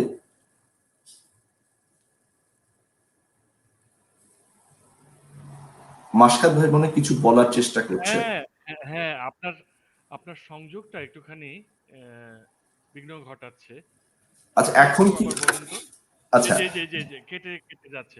আমরা এখন কি শোনা যাচ্ছে? ফোনের কাছে যাই, জি এখনো একটা জি। ওই কেমন যেন ইকো হচ্ছে। আচ্ছা একটু এটা, হয়ে যায় না যে একটু মেটালিক অডিও হচ্ছে। আচ্ছা এখন কি, আমি মনে হয় বেশি নড়াচড়া করছিলাম সেই জন্য হয়তো। হ্যাঁ, একই অবস্থা। কাইন্ডলি আরেকবার যদি একটু সংযুক্ত হন, কারণ অনেক মূল্যবান কথা তো এটা আচ্ছা এখন কি শোনা আমাদের যাচ্ছে? এখনো একই একটা ভাঙা আচ্ছা আওয়াজ। আমি তাহলে ইমন শোনা হেডফোনটা, যাচ্ছে? ইমন ইমন কি শুনতে পাচ্ছে? হ্যালো ইমন? এখন হ্যাঁ, সম্ভবত ক্লিয়ার। আমি আলোচনা স্পষ্ট শুনতে পাচ্ছিলাম। এরকম একটা বিঘ্ন ঘটার আচ্ছা। আমিও কিন্তু ক্লিয়ার শুনতে পাচ্ছি এখানে। আচ্ছা ঠিক আছে, তাহলে হ্যাঁ এখন আবার শোনা যাচ্ছে, বলুন প্লিজ। একটুখানি আচ্ছা আমি টেস্ট করে মানে যেটা বলছিলাম সেটা হচ্ছে নলেজ মানুষকে কি করে। আমি আমাদের যারা মানে অডিয়েন্স ছোট যারা আছে তাদের বোঝার জন্য আমি এটা বলছি যে নলেজ হচ্ছে এরকম একটা জিনিস, যদি কেউ আপনার কাছে আমাদের কাছে আসে লোন নেওয়ার জন্য, আমরা কিন্তু তাকে রাইটফুলি অ্যাডভাইস করি এইভাবে যে তার ইনকাম অ্যান্ড এক্সপেন্সেসটা কি আছে, ইনকাম অ্যান্ড এক্সপেন্সেস এর পরে যেটা তার সারপ্লাস থাকবে, সেই সারপ্লাসের উপরে বেস করে বলবো তুমি লোন নেবে কি নেবে না। ঠিক সেম জিনিসটাই যদি একজন ব্যাংকারের কাছে যাওয়া যায়, ব্যাংকার কিন্তু এই লোনের ব্যাপারে অনেক হিউজ নলেজ পজেস করে, সে কিন্তু ঠিক অপোজিট ইনফরমেশনটা দিবে।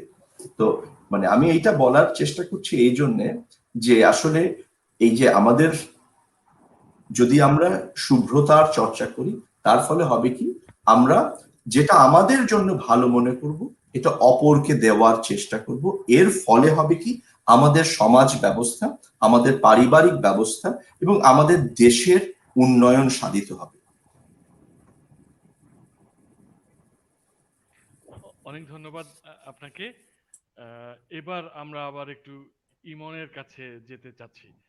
আহ, আহ, বাংলাদেশে যে নাগরিক সমাজটি রয়েছে সেই সমাজের মধ্যে আমরা একটা খুব স্বাস্থ্যপ্রদ বিতর্কের সংস্কৃতি একটুখানি কম দেখি। হ্যাঁ, যে বিষয়টা নিয়ে একটু আগেও আমরা আলোচনা করেছি যে ইতিবাচক মনোভঙ্গি নিয়ে একটি সমাধানের দিকে যাওয়ার চেয়ে আহ, একটা সহজ জিনিসকে জটিল করে ফেলার আমরা মনোভঙ্গি দেখতে পাই। এটা এটা বেশ কিছু ইস্যুতেই আমরা দেখতে পেয়েছি। তো এক্ষেত্রে মনে হয়েছে যে শিক্ষা প্রতিষ্ঠানে বিতর্ক চর্চাটা যদি থাকে সামগ্রিকভাবে তাহলে হয়তো এর কিছুটা উন্নতি হতে পারে। আহ, নাগরিক সমাজে বিতর্কের ভূমিকা সম্পর্কে একটুখানি যদি ইমন আমাদের কাছে বলেন। আচ্ছা, নাগরিক সমাজ বলতে গেলে আসলে আমি যেটা মনে করি যে আমাদের যারা বাংলাদেশের নাগরিক নিয়ে আমি কথা বলি, আমাদের যারা বাংলাদেশে নাগরিকত্ব রয়েছে, যা বাংলাদেশি, তাদের সবাইকে আমি বিবেচনা করছি, যেখানে শিক্ষিত লোক থাকবে, অশিক্ষিত লোক থাকবে, বিভিন্ন ক্যাটাগরির লোক থাকবে। তো সেই সমাজে আসলে বিতর্কটা কিভাবে প্রভাব ফেলতে পারে এই বিষয়টি আমরা হয়তো আলোচনা আপনি জানতে চেয়েছেন। তো নাগরিক সমাজে বিতর্ক কিভাবে প্রভাব ফেলে এটা বলতে গেলে যেটি বলতে হয়, আহ আসলে যুক্তি তো একটি শক্তিশালী মাধ্যম। যুক্তির ব্যাপারটা আমাদের সবসময় ব্যাপার কি, একটা বিষয় নিয়ে যখন আমরা কথা বলি সেখানে যুক্তি না থাকলে সেখানে তর্ক বেঁধে যায়, আর তর্ক থেকে সেটা কখনো সংঘাতের রূপ নেয়। কিন্তু যদি যুক্তি থাকে তাহলে সেখানে সমাধান আসে, সংঘাত নয়। তো বর্তমানে নাগরিক সমাজে আমরা যেখানে শিক্ষিত মানুষ থাকছে, যেখানে অশিক্ষিত মানুষ থাকছে, বিভিন্ন পেশার মানুষ থাকছে, বিভিন্ন মতের মানুষ থাকছে। তো এই যে মানুষগুলো রয়েছে, এই মানুষগুলোর মধ্যে যদি আমরা মতের মিল ঘটাতে চাই, তবে অবশ্যই বিতর্ক একটি গুরুত্বপূর্ণ ভূমিকা রাখতে পারে। কিভাবে রাখতে পারে? কারণ একজন বিতার্কিক, তার কাজ কি থাকবে? তার কাজ থাকবে সে সেই বিষয়টি, সে যে কথাটি বলতে চাচ্ছে, তার যে মনের কথাটি রয়েছে সেটা অপরকে বোঝানো, অর্থাৎ অপরকে বোঝানোর কিন্তু তার সেই শক্তিতে থাকতে হবে। সেই শক্তি যদি না থাকে তাহলে তো সে প্রকৃতপক্ষে বিতার্কিক, এবং বিতার্কিক হওয়ার যে মূল লক্ষ্য, সেই লক্ষ্যটা অর্জিত হলো না। আমরা যুক্তি দিচ্ছি কিন্তু যুক্তিটি আমরা বোঝাতে পারছি না, সেটা তো আসলে বিতার্কিক হওয়ার মূল লক্ষ্য হতে পারে না। কারণ বিতার্কিক কিরকম, আপনি দেখুন, একজন বিতার্কিক, আমরা যখন একটি বিতর্ক করি, বিভিন্ন বিতর্ক প্রতিযোগিতায় অংশগ্রহণ করি, ধরলাম আমার কথায় অনেক যুক্তি রয়েছে, কিন্তু আমি আমার যে বিচারক রয়েছে তাকে যদি কনভিন্স না করতে পারি, আমি যেটি বোঝাতে চাচ্ছি সেটি যদি অপরকে বোঝাতে না পারি, বিচারককে বোঝাতে না পারি, তাহলে কিন্তু তিনি আমাকে মার্কিং করবেন না। অর্থাৎ আমি যে শুধু বিতার্কিক যুক্তি দিয়ে কথা বললাম তাতেই কিন্তু আমার দায়িত্ব শেষ হয়ে গেল না। আমাকে অবশ্যই আমি যে কথাটি বলতে চাই তার মধ্যে যুক্তি থাকতে হবে, এবং সেই কথাটি অপরকে বোঝানোর দক্ষতা আমাকে থাকতে হবে। তো নাগরিক সমাজে যখন আমি একজন বিতার্কিক কথা বলবো, আমি সেই কথার মধ্যে যুক্তি রয়েছে, কিন্তু সেই কথাটি আমার নাগরিক সমাজে আমার অপর মানুষটাকে বোঝানোর অ্যাবিলিটি থাকতে হবে, তখনই আমি একজন প্রকৃতপক্ষে বিতার্কিক। তো এই অ্যাবিলিটিটা দিয়ে যখন আমি যুক্তি সহকারে যে কোনো বিষয় নিয়ে যখন মতভেদ হচ্ছে দুই পক্ষের মধ্যে, আমি যখন দুই পক্ষকে বোঝাতে সক্ষম হব, তখনই কিন্তু একজন বিতার্কিক হিসাবে আমার সার্থকতা, এবং সেই সার্থকতাটাই নাগরিক সমাজে যে সমস্যাটি সৃষ্টি হচ্ছে, যে দ্বিমতটা সৃষ্টি হচ্ছে, সেই দ্বিমতের সমাধান করার আমার অর্জন। তো এটাই হচ্ছে বিতর্কের অবদান, যে যারা বিতার্কিক, আমরা যারা বিতর্ক করি, আমরা শুধু যুক্তি দিয়েই কথা বলি না, আমরা যে কথাটি রয়েছে সেই কথাটি অপরকে বোঝানোরও আমাদের ক্ষমতা থাকতে হবে। সেই কথাটি কাদের বোঝাতে হবে? আমরা শিক্ষিত মানুষকে বোঝাতে পারি, সেটি একভাবে হয়তো বোঝাতে হতে পারে। যারা শিক্ষার অভাব রয়েছে, অশিক্ষিত রয়েছে, তাদেরকে একভাবে বোঝাতে হতে পারে।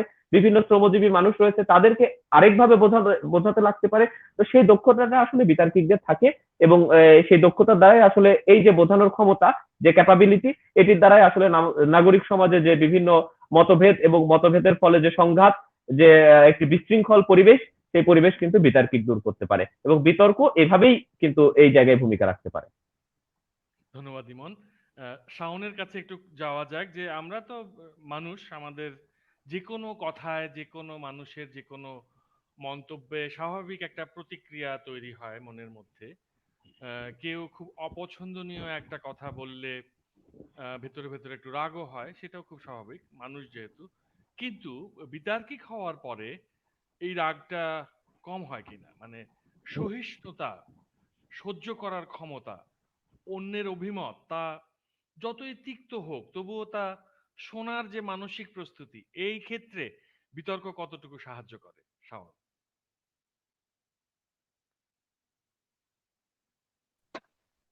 প্রশ্নটি প্রশ্নটি আবার বলবো? আমার মনে হয় শাওনের শাওনের নেট মনে হয় প্রবলেম করছে। আচ্ছা হ্যাঁ, আচ্ছা আচ্ছা, তাহলে আমরা আমরা মঈন আমরা ভাইয়ের কাছে আমরা যেতে আমরা পারি। হ্যাঁ, আমরা ওনার কাছেই যাই, খুব ভালো হয়। আসলে এই প্রশ্নটা হচ্ছে যে বিতর্ক সহিষ্ণুতা তৈরি করতে পারে কিনা মানুষের মধ্যে ভিন্ন মতের ব্যাপারে, ভিন্ন মত, ভিন্ন মতের প্রতি মানুষের এক ধরনের সহ্য শক্তি তৈরি করতে পারে কিনা। মাসুদ ভাই, এটা কি আমাকে প্রশ্ন করা হলো? হ্যাঁ হ্যাঁ, ওই আমাদের এটা এটা শাওন, আবার বলি না? হ্যাঁ হ্যাঁ, আমি শুনেছি। নিঃসন্দেহে বিতর্ক মানুষের মনন জগতে একটা বড় প্রভাব ফেলে। সেটা কেমন, আমি ওই ফুটবলের কথাতেই যাই। আমরা দেখবেন যে মানে যেটা আমাদের নিউটন বলে গিয়েছে, প্রত্যেক ক্রিয়ারই একটি সমান এবং বিপরীত প্রতিক্রিয়া আছে। আমরা যখন ছোটবেলায় ফুটবল খেলতাম তখন কি হতো, পায়ে আঘাত পেলে মনে করতাম যে আমরা তো সুপারম্যান, আমাদের কিছুই হবে না, মার কাছে লুকাতাম। কিন্তু আমাদের বয়স যখন 40 ঊর্ধ্ব হয়, ওই ব্যথাগুলো কিন্তু আবার চলে আসে। ঠিক তেমন ভাবেই যখন আমরা এই ছোটবেলার কবিতাগুলা পড়েছি, আম পাতা জোড়া জোড়া মারবো চাবুক সরে যারা, মানে, তো এই যে এইগুলো এইগুলো কিন্তু, তারপরে আগডুম বাগডুম ঘোড়া ডুম সাজে, আপনি কিন্তু আপনার অনার্সের থিসিসের কথা ভুলে গিয়েছেন। কিন্তু আপনার শৈশবে বিতর্কের প্রথম টপিকসটা কিন্তু আপনার মনে আছে। আপনার হয়তো মনে আছে যে আপনার প্রিয় কবিতাটাকে এবং প্রিয় কবিটাকে, প্রিয় গানটা যেটা শুনেছেন সেটাও কিন্তু মনে আছে হয়তো। বা ওই সকালবেলা উঠে রাজশাহী বেতার কেন্দ্র, আমি আর হাসান ভাই এটা বুঝবো, আমাদের পাবনায় রেডিও ছাড়া হতো, রাজশাহী বেতার কেন্দ্র, ওই সময় একটা দোয়া পড়া হতো, তারপর ত্রিপিটক পড়া হতো, তারপরে একটা সুন্দর আহ রাগ আসতো, মেঘের ধমকুল ধম বাজে, যে এইসব জিনিস কিন্তু আমরা কিন্তু পছন্দ করতাম না, যে তেরে এইগুলা কি শোনে, মানে রবীন্দ্রসঙ্গীত বাস্তব। এইগুলো কিন্তু আমাদের কিন্তু এখনো মাথার মধ্যে কিন্তু এগুলো আছে, ঠিক আছে।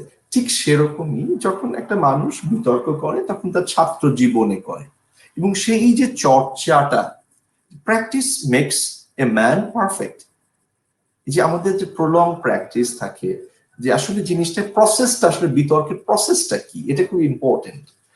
বিতর্কের প্রসেসটা হচ্ছে তোমাকে লাইব্রেরি ওয়ার্ক করতে হবে। আপনি যদি থিসিস করেন, আপনার থিসিসের প্রসেসটা কি, সেম।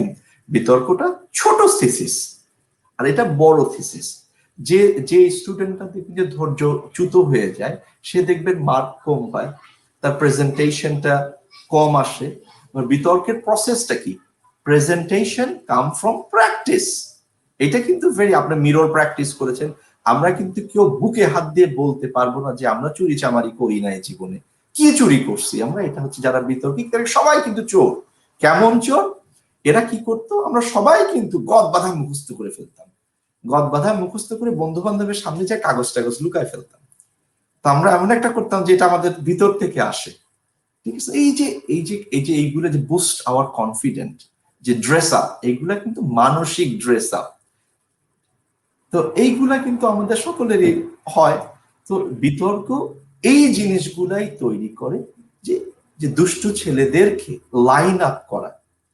মানুষ কিন্তু মানে অতি বুদ্ধিমান ছাড়া সে দুষ্টু হতে পারে না। ফুফুর বাড়ির আম চুরি করার অথবা আম শক্ত চুরি করার ক্ষমতা কিন্তু সবার থাকে না। স্যারের নোট চুরি করে নিয়ে লেখার ক্ষমতা কিন্তু সবার থাকে না। সবার থাকে না আর একজন বন্ধুর ডিবেট শুনে সেটা মনে রেখে তাকে অন্য যুক্তি খণ্ডন করে, মানে হেনস্ত ঠিক না, বাকরুদ্ধ করে দেওয়ার ক্ষমতা থাকে না। তো যারা বিতার্কিক তারাই হচ্ছে সেই দুষ্টু ছেলেটা, যে তর্কের খাতিরে তর্ক করে না, সে কোনো কিছু এস্টাবলিশ করার জন্য তর্ক করে। তো অবশ্যই এটা তো একটা ভালো চর্চা, এবং এটার ফলে আমাদের যে যে স্কিল গুলো ডেভেলপ হয়, এটা আসলে যে বড় হয়ে বোঝা যায়। এটা এটা এখন যারা ছোট আছে এরা বোঝে না, তবে প্রত্যেকটা পরিবার থেকেই এটার উৎসাহ উদ্দীপনা দেওয়া মানে আমি মনে করি উচিত। এবং সকল বাবা মায়েরই মাশকাত হাসানের বাবা মার মতো হওয়া উচিত, সুন্দর টার্গেট সেট আপ করা উচিত, এবং তারা জানে যে সবকিছুতেই রেস আছে, রেসের আগে একটু কনসিডারেশন অথবা স্যাক্রিফাইস করতে হবে, এবং যে স্যাক্রিফাইসটার জন্য আমাদের বাংলাদেশে অনেক আমাদের মাসকাওয়াত, সরি আমি আপনার নামটা মানে এটার জন্য আমার আব্বার দোষ, আমার এই নামটা রেখেছেন কঠিন একটা নাম, আমার ডাক নাম Pavel, that is a easier thing to use. আপনার নামটা কিন্তু বেশ ইউনিক, এটা এটা এটা একদম বলা চলে যে এরকম খুবই ইউনিক নাম। এবং মাসকোয়াতের অর্থটা কি? মাসকাতের অর্থ হচ্ছে ওই আলোকবর্তিকা আর কি, টর্চ বিয়ারার, আলো তাহলে তো বয়ে নিয়ে যেতে। তাহলে তো আপনার নামকরণের সার্থকতা বেশ, এর মাতৃকতাটা অনেক বেশি। কারণ দেখেন আপনি আপনার সেই শৈশব থেকে কৈশোর, কৈশোর থেকে এখন যৌবন প্রাপ্ত আপনি, এবং আপনি এখনো এই যে এখন তো আমরা প্রাক বার্ধক্যে উপনীত। না, আমার মনে হয় যে আমাদের উচিত না এই শব্দগুলো ইউজ করা, কারণ এই জন্য এটা আমাদেরকে কেউ অধিকার দেয়নি। কারণ আপনি মৃত্যুসজ্জায় যখন বসে থাকবেন তখনও আপনি বলবেন না যে আপনি বার্ধক্য হয়ে গেছেন, আপনার মস্তিষ্কটা জানি সচল থাকে। তো এটা এই জন্য বলছিলাম যে আলোকবর্তিকা যে জিনিসটা, সেটা হচ্ছে আপনি দেখেন এই যে শিক্ষার আলোটা নিয়ে আসা, ডিবেট মানুষকে যে শিক্ষাটা বিস্তার করতে সাহায্য করে। যদি আমরা ধার্মিক ভাবেও দেখি, আমরা যেহেতু যে মুসলমান ঘরানার, অথবা আমাদের যদি কেউ হিন্দু ঘরানা থাকে, সব জায়গাতেই বলছে যে তুমি শিক্ষার জন্য বের হয়ে যাও, তুমি শিক্ষা গ্রহণ করো। এবং শিক্ষাটা কিন্তু আসবে চর্চার মাধ্যমে, বিতর্কটা কিন্তু একটা চর্চার উপকরণ বলে আমি মনে করি। এবং এই চর্চাটা যেরকম আমাদের বাংলাদেশের মতো বিতর্কিক পৃথিবীতে আর কোনো, আমাদের ডিবেট সোসাইটির খবর জানি দুই ভাবে বিভক্ত, সরি ডিবেট সোসাইটি না, আমাদের অক্সফোর্ড সোসাইটি, যেটা অক্সফোর্ড ইউনিয়ন, ওইখানে অক্সফোর্ডের স্টুডেন্ট ছাড়া কেউ ডিবেট করতে পারে না। আপনি ইংল্যান্ডে থেকেছেন অথবা ইউরোপের কান্ট্রিতে থেকেছেন, তো চায়ের দোকানে বসলে কেউ কিন্তু পলিটিক্স নিয়ে ডিবেট করে না, ওরা ফুটবল নিয়ে কথা বলে, ওরা অন্য কিছু নিয়ে। কিন্তু বাংলাদেশ কিন্তু সবার থেকে আগে। আপনি পাবনার প্রত্যেকটা চার দোকানে যাবেন, রিক্সা স্ট্যান্ডে যাবেন, শেখ হাসিনা খালেদা জিয়ার কাছে যেসব সমাধান নাই, সবগুলো চার দোকানে কিন্তু সব সমাধান আছে। তাহলে বলতে পারবো উই আর প্রাউড, মানে মানে আমাদের ট্যালেন্টের কোনো অভাব নাই, আমাদের কত বিতার্কিক। সো আসলে প্রতিভার তো আসলে আমাদের এখানে শেষ নাই। এটার আসলে আরো মানে আসলে জিনিসটা আরেকটু ভালো করে হলে আরো অনেক বেশি ভালো হবে বলে, এবং যে জিনিসটা জাহিদ সবসময় দাবি তোলে যে এটা একটা প্রাতিষ্ঠানিক রূপ নেওয়া উচিত। এবং প্রাতিষ্ঠানিক রূপ নেওয়ার জন্য আপনারা যারা আছেন, যারা আমরা বলবো যে ডিসিশন মেকারদের কাছে যাওয়ার সুযোগ হয় আপনাদের, আমার মনে হয় যে যেটাকে বলা হয় যে উইসপারিং করাটা খুবই ইম্পর্টেন্ট। মানে উইসপারিং করাটা আমি ইম্পর্টেন্ট কি জন্য, যে যারা আমরা বিয়ে করেছি জানি যে উইসপারের পাওয়ারটা কতটুকু, মানে রাত্রেবেলা 3টার সময় ফিস ফিস করে কথা বলার ক্ষমতা যে কত বড়। Whispering politics is the biggest politics in the world. আমরা যদি ঠিক জায়গায় উইসপার করতে পারি, যে কোনো জিনিস করা সম্ভব। ধন্যবাদ। অনেক ধন্যবাদ, খুবই খুবই আনন্দপ্রদ ছিল বক্তব্য। আমরা তো শাওনকে আজকে দুঃখজনকভাবে তার ইন্টারনেট কানেকশনের জন্য অনেক মিস করছিলাম। তো শাওনের কাছে একটুখানি শুনে নিই তাহলে আমরা যে বিতর্ক নিয়ে শেষ কথাগুলো আজকের আয়োজনে, যে কেবল শিল্পের জন্য বিতর্ক নয়, সমাজ রাজনৈতিক পরিবর্তনের জন্য বিতর্ক। আজকের আলোচনার শেষ কথাগুলো শাওনের পক্ষ থেকে। ভবিষ্যতে তো এই ডায়ালগ বা সংলাপ থাকছেই আমাদের অব্যাহত।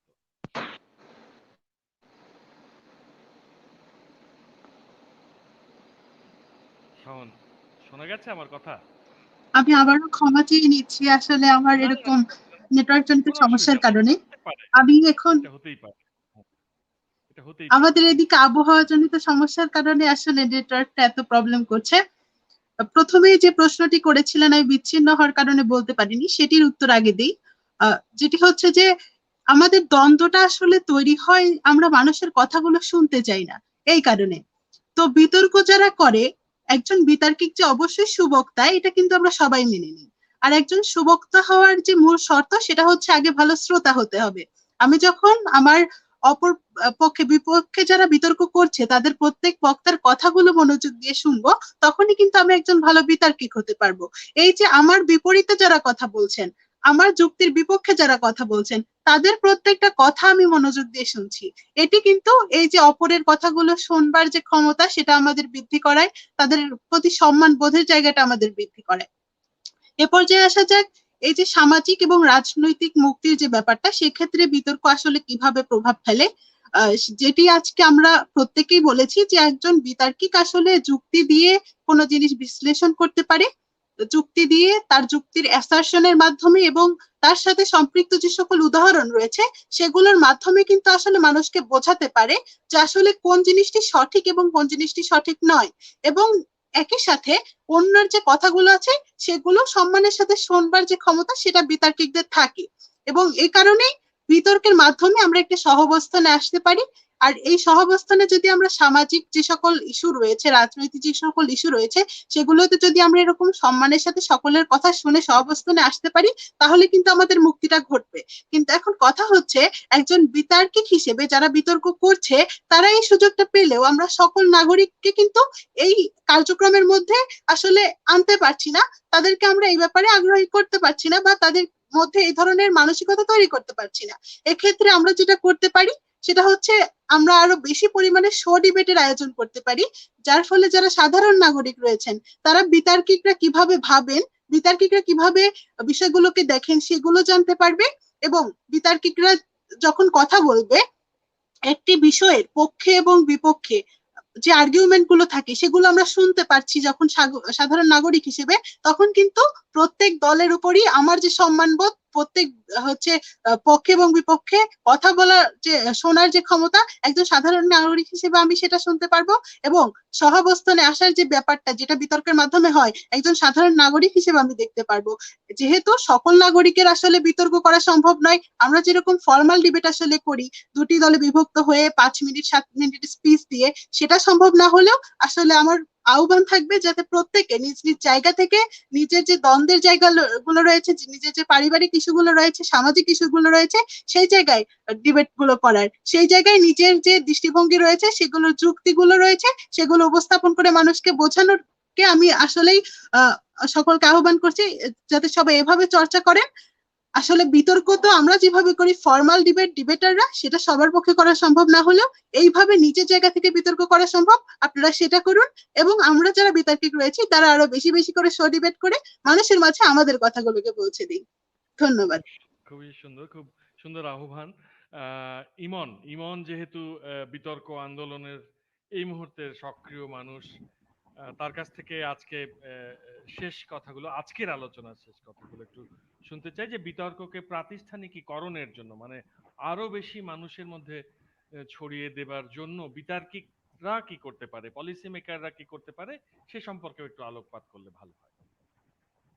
আসলে আজকের আলোচনাটা আমি খুবই এনজয় করছি। আমার এর আগেও আমি বিভিন্ন বিতার্কিকদের সাথে কথা বলেছি এবং পাবনা ডিবেট সোসাইটির আয়োজনে পিডিএস বিতর্ক কথনে আমি বেশ কয়েকজন বাংলাদেশের তারকা বিতার্কিকদের সাথে কথা বলেছি। আমার বরাবরই ভালো লাগে দুইজন মানুষের কথা। আমি সেই দুইজন মানুষকেই আসলে এক প্ল্যাটফর্মে পেয়েছি, মাসকাত আহসান ভাই এবং মঈন আলী কাদেরী। তাদের দুইজনের যে চমৎকার আলোচনা ছিল আসলে খুবই এনজয়েবল, এবং অনুষ্ঠানটি যারা দর্শকরা দেখছে আমি বিশ্বাস করি তারাও খুব উপভোগ করছে। তো আমি সরাসরি এই প্রশ্নের উত্তরে চলে যাচ্ছি।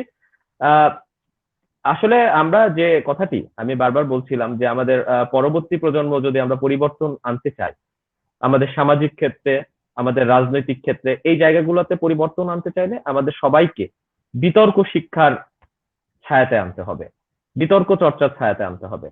তো এই জন্য আমরা সবসময় যে দাবিটা করে আসছি, বর্তমানে আমরা দাবি করছি পাবনা ডিবেট সোসাইটির পক্ষ থেকে, এবং আমি একজন বিতার্কিক, বিতর্ক সমাজের পক্ষ থেকে আমি সবসময় দাবি করছি আমাদের সহশিক্ষা কার্যক্রম যেটি রয়েছে সেটিতে যাতে বিতর্ককে অন্তর্ভুক্ত করা হয়।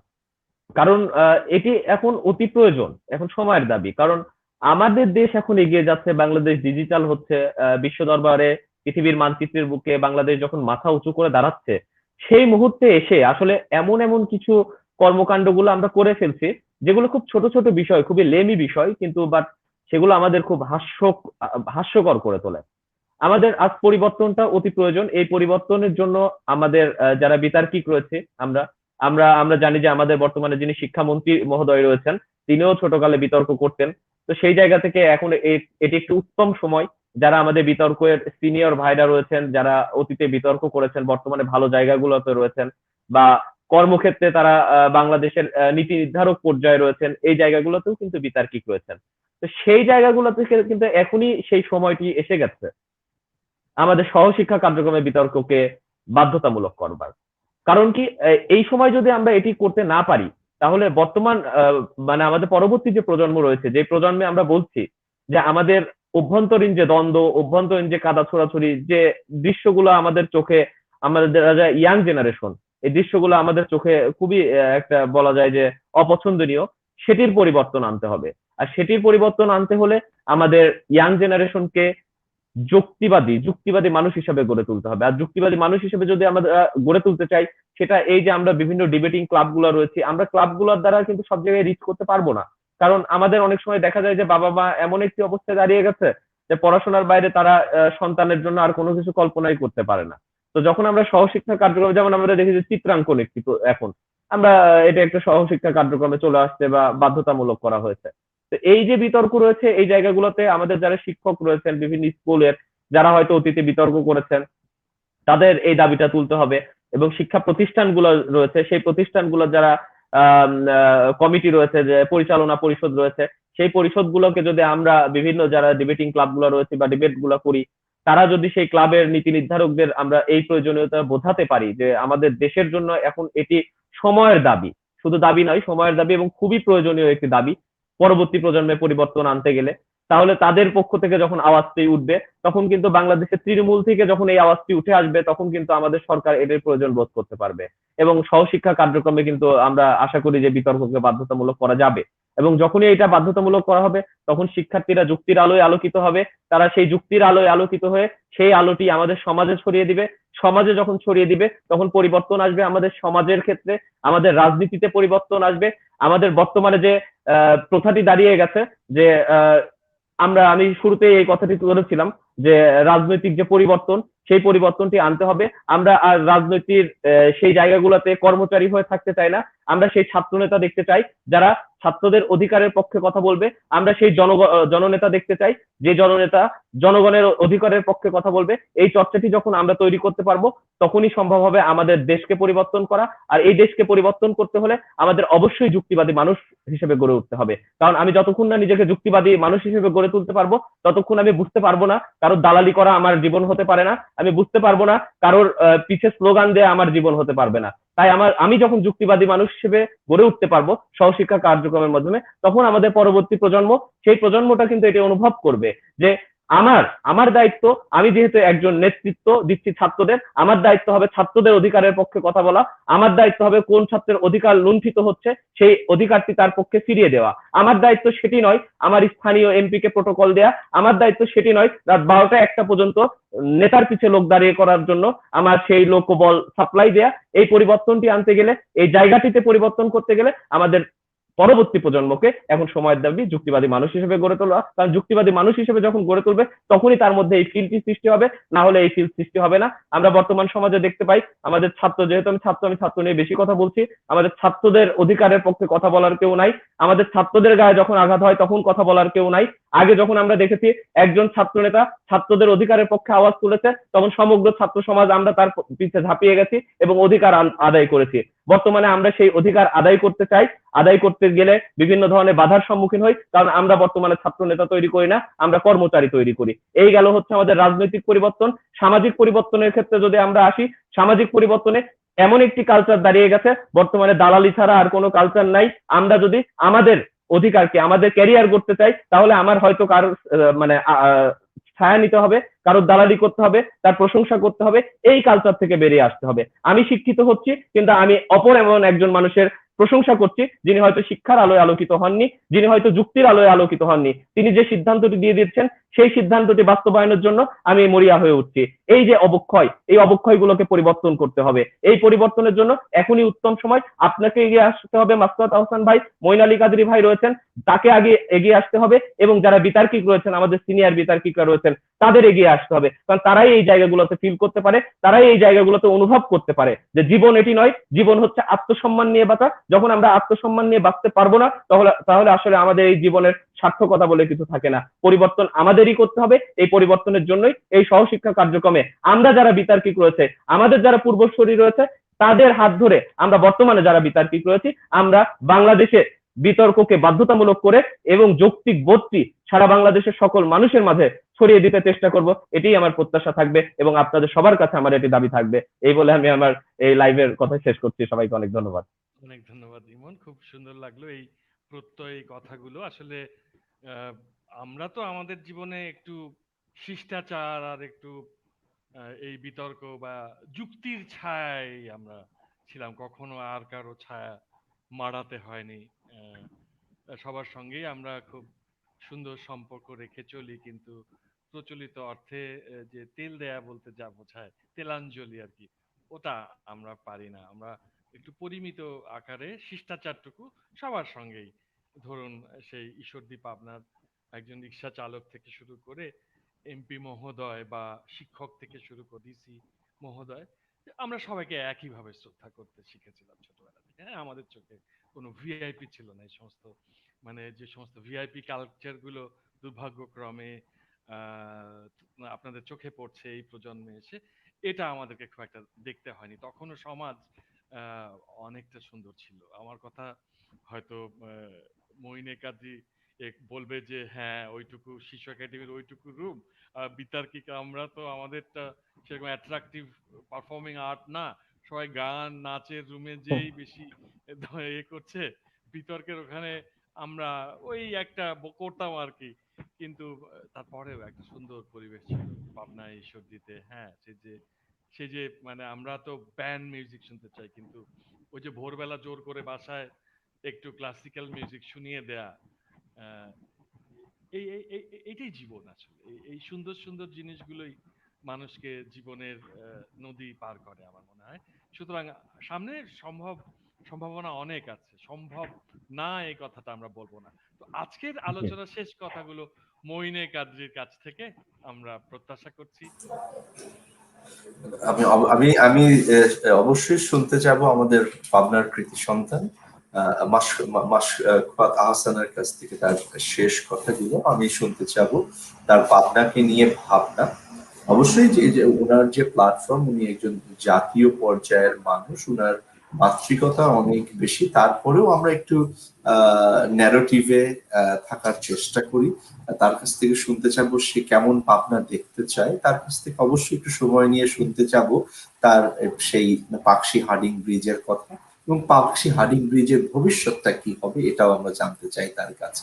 তার কাছ থেকে জানতে চাবো তার জ্ঞানের দায়িত্ববোধ থাকে, সে কবে পাবনার বুকে তার সেই লাঙল চষবে, সেই লাঙলের ফল হবে কবে, এটাও আমরা জানতে চাবো। অবশ্যই আমি সাধুবাদ জানাই আমাদের এই নতুন প্রজন্মকে, এই আমাদের জাহিদদেরকে, যারা আসলে বলা চলে যে কাঁচি খুন্তার সামনে দাঁড়িয়েও তাদের জিভটাকে বের করে বলতে পারে যে আমরা লোভী। আমরা লোভ করি সেই জিনিসটার যেটাতে সমাজের থেকে এবং সমাজকে কুলুষ মুক্ত করা যাবে। আমার খুবই ভালো লাগলো জাহিদের এই ছোট মানুষ জাহিদ, তারপরে তার এই বুদ্ধিদীপ্ত কথা, সে খুব কম সময়ের মধ্যে তার ভিতরের যে একটি আমি বলবো যে তার আসলে যেটাকে বলবো তার যে চাহিদাটা সে যে এখন তুলে ধরেছে আমাদের সামনে, এটা আসলে আমার ধারণা, আমি মাসকাত আহসান সাহেবের ফেসবুক দেখেছি, ওনার সাথে বাংলাদেশের বেশ সুধী জনের একটা সখ্যতা আছে, হয়তোবা দুই একজন তাদের এই মানে মূল্যবান সময় থেকে যদি দেখে তারা যদি দুই একটি লাইনও নেয়, আমাদের শুধু পাবনা নয়, আমাদের জাতির জন্য হিতকর হবে বলে আমি আশা করি। অবশ্যই উম্মে নওশিন শাওন তো আরো ছোট ছোট মানুষ, তবে ও যে সুন্দর একটি কথা বলেছে, সে কথাটার আমি এমন ভাবে নিয়েছি যে আসলে আমাদের, আমি অন্যভাবে কেউ নেবেন না, এবং আমি কাউকে হেয় প্রতিপন্ন বা খাটো করার জন্য বলছি না। আসলে যে আমাদের পার্লামেন্টারিয়ান ডিবেটটা হয়, আসলে এতটুকু এতে কতটুকু বা প্রোডাক্টিভ হয়, এটা আমার কাছে উইদিন ইনভার্টেড কমা একটা প্রশ্ন আছে। এবং এটা থেকে আমাদের এই পর্যন্ত জানি না যে আমাদের, যেহেতু আমি আপাদমস্তক একজন বাঙালি, আমাদের এই পর্যন্ত কতগুলো সায়েন্টিফিক রিসার্চ নিয়ে আমাদের পার্লামেন্টে ডিবেট হয়েছে, আই হ্যাভ নো আইডিয়া। আমি মাঝে মাঝে ফলো করি।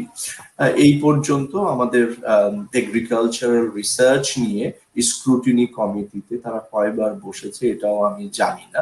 আবার একনিকে কি কি হয় এটাও মানুষজন জানে না, এবং এটা প্রসেস এবং প্রসিজিওর কেউ জানে না। উম্মে শাওনকে আমি সাধুবাদ জানাই তার এই আহ্বানকে, যে সে বলেছে যে আসলে আমাদের ডিবেটটাকে আরো উন্মুক্ত করা উচিত, যার ফলে হয়তোবা আমাদের যারা ভাগ্য বিধাতা হয়ে, আমাদের তো অবশ্য 350 জন না কয়জন জানি ভাগ্য বিধাতা আছে, নাম্বারটা আমি এখন ভুলে গেছি, হয়তোবা ভাগ্য বিধাতারা এই উম্মে শাওনেদের কাছ থেকে অনেক কিছু শুনবে এবং সাধুতা, শুদ্ধতা এবং এগুলোর চর্চা করবে, যার ফলে উম্মে শাওনরা হয়তোবা এখন ভোট দিক আর না দিক একটা সময় ভোট দিতে যাবে এবং ভোট দিয়ে তাদেরকে সম্মানিত করবে। আর অবশ্যই আপনার মতো মানুষের আলোতে আমরা আলোকিত। আপনার নাম যেহেতু আলোক পত্রিকা, আপনার আলোতে আমি জাহিদের সাথে একমত মিলাই যে আমাদের জনপথ যেন সুপথ প্রাপ্ত হয় এবং আলোকিত হয়। ধন্যবাদ। অনেক অনেক ধন্যবাদ মহিনে কাদ্রি। ধন্যবাদ উম্মে নওরিন শাওন, জাহিদ হাসান ইমন, আজকে আমাদেরকে সময় দেওয়ার জন্য। অনেকদিন পর একটা সুন্দর বিতর্কের সাঁঝ আমরা একসঙ্গে কাটালাম।